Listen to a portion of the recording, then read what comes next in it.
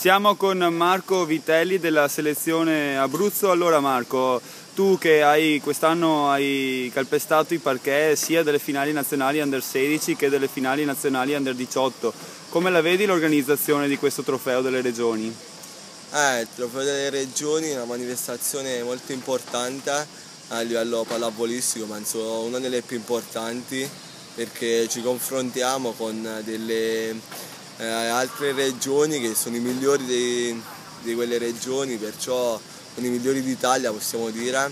L'organizzazione è ottima, possiamo dire, perché sono delle palestre tutte di un buon livello, collocate molto facilmente raggiungibili, e anche gli hotel sono tutti al centro, è facile pure uscire la sera per divertirsi un po', andare al centro, e sono a 150 metri precisamente. È una manifestazione davvero molto bella, organizzata molto bene, speriamo che vada a finire bene. Ti ringrazio, in bocca al lupo. Crepi, grazie.